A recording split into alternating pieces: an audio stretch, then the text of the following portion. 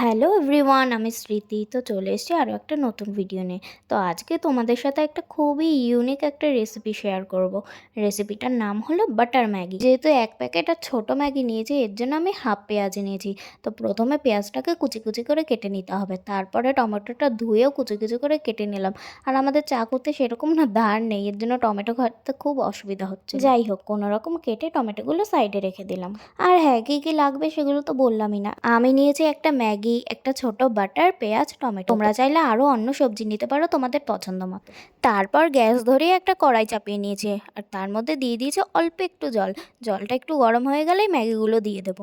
জল দেওয়ার পর একদম এক চিমটে একটু লবণও দিয়েছিলাম। ম্যাগিটা প্রায় 40 সেকেন্ড কি 50 সেকেন্ডের মতো রাখবো। ঠিক এরকম অবস্থা যখন হয়ে যাবে তখনই গ্যাসটা বন্ধ করে দেবো। তারপর ম্যাগির অল্প একটু জল ফেলে আর অল্প একটু জল সমেত রেখে দেবো। তারপর আবার কড়াই বসিয়ে নিয়ে কড়াইটা গরম হলে তার মধ্যে বাটার দিয়ে দেবো।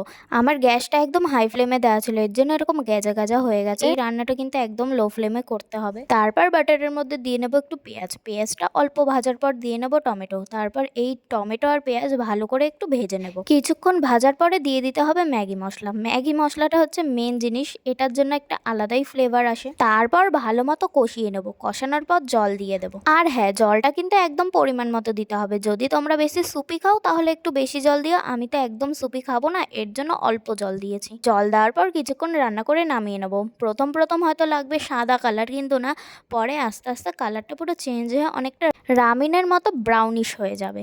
ম্যাগির তো একটা আলাদা ফ্লেভার আছেই, তার সঙ্গে একটা অ্যাড হচ্ছে বাটারের ফ্লেভার। ভীষণ টেস্টি লাগে খেতে, তোমরাও একদিন বানিয়ে দেখো। তো আজকের ভিডিওটি কেমন লাগলো একটি কমেন্ট করে জানিও।